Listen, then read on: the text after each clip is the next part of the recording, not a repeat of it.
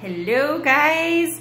So yesterday I put on my Facebook page and my Instagram and Twitter and all those fun places requesting that you guys let me know information that you would like me to do videos about and talk about and give you more information on.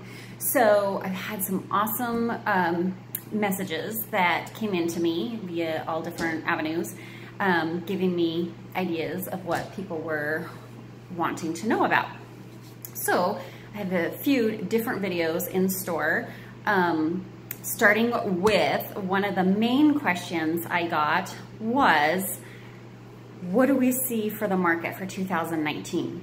Are the prices going to continue to rise? Are they going to drop? What should we be prepared for? Is it a bad market to buy in? All those kinds of questions. So I wanted to touch base on that because that is a great question. And if you're not sitting in this market watching things that are listing and selling and what they're selling for, seeing the real numbers, not just what you think they sold for, what the neighbor said they sold for, but actually what they sold for. And sometimes you know those numbers they sold for, but you don't know the concessions and things that were given to those buyers.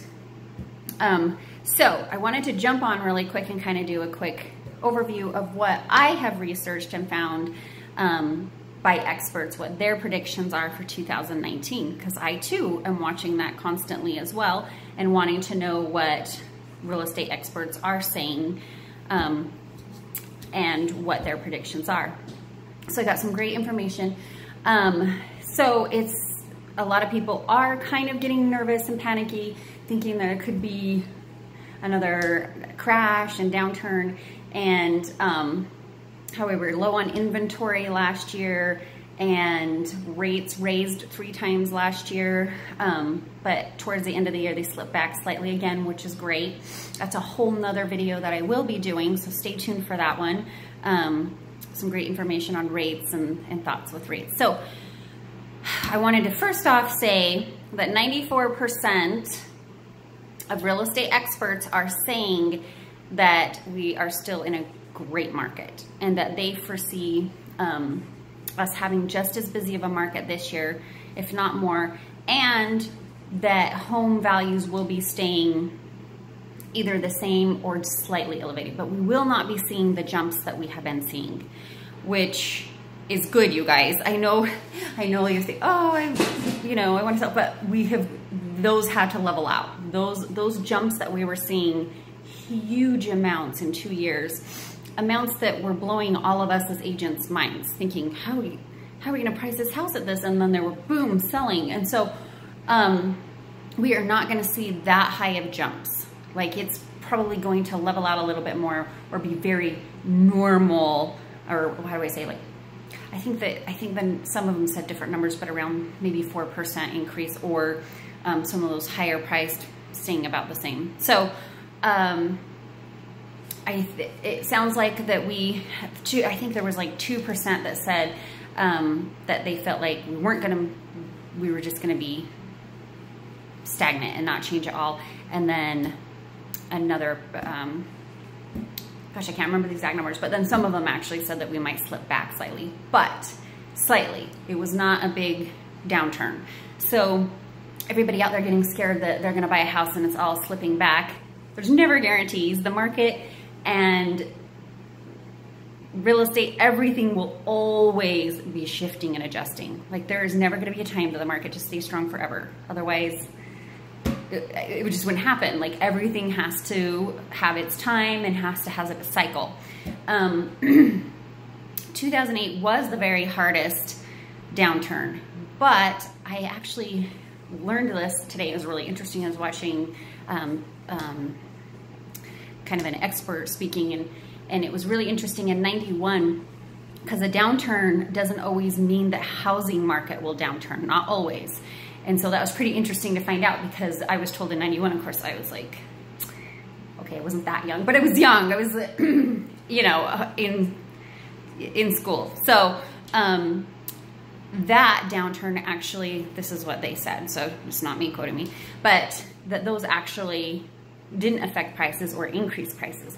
So like the last 5 downturns in market or cycles over long periods of time, not all of them caused a crash in the real estate market. Pretty much 2008 was the monster crash. So nobody's predicting anything like that. So that's great.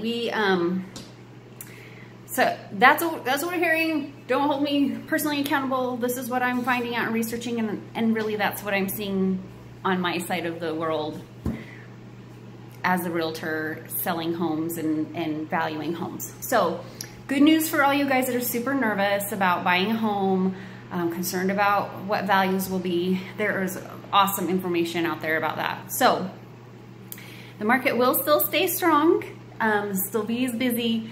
We're not gonna see those numbers jumping, which is great. It is what we all wanted, because that, my friend, would have made us a big shift and could have really caused us issues. So for us leveling out, which we needed to, basically, this is my opinion now, because I was not a realtor when the market crashed, but I had been a lender.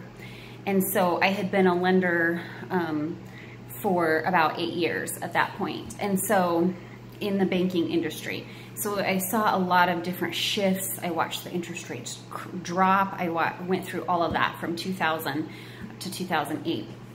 So just kind of getting the feel of that, I saw that shift in how loans were being done and stuff. So a lot of it wasn't even that the values crashed. It was a lot of overvaluing.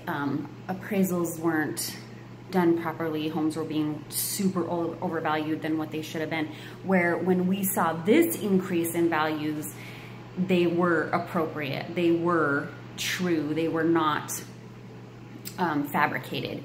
And that crash actually led to how strict it is. And you guys probably noticed it's tougher to get a mortgage. And as far as like more hoops to jump through, the appraisers are watched very carefully. They're actually ordered through a third party that's uninterested. So they're assigned and not just chosen by the agent or whatever. They actually are signed out. And so it's very streamlined, very, very, what am I trying to say? Governed, watched over, however, what word you want to use on that.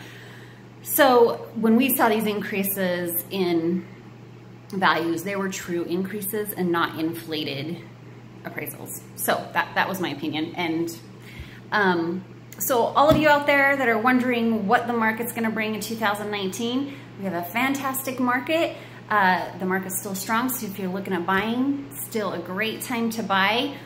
Interest rates are still lower, so we won't go into that desperately, but even if rates have come up slightly, you may not be seeing those super, super low rates that we saw at the beginning of last year, but you are still getting a way better rate than your parents ever got, a way better rate than you would have got back in the early 2000s, definitely a way better rate than grandma and grandpa's interest rate on their house. So don't feel bad. Even if those rates come up slightly, we are still at record lows in history. So this is a great time to buy. This is the time to do it, and it's a great time to sell. So your values are still there, and I'd be excited to help you if you were interested in helping. I also like to put a plug in always to support your local realtors, even if it's not me. Get your local experts, support your local realtors. They, right there in your hometown, know your values better than anybody, know that market better than anybody. So support your local realtors. They have your best interest at heart. They love their community. They know the market inside and out. So utilize their information that they have. And thanks for tuning in. Stay tuned for more videos. And any other information you guys would like to know about real estate, I'd be happy to do a video for you and get you more information. Just drop me a message, even a remark below this video, and we will continue to, like I said, I got a few more videos I'd like to do for you guys with some more feedback I got from what people want to hear. So thanks for tuning in. I appreciate all you guys' support, and have an awesome day.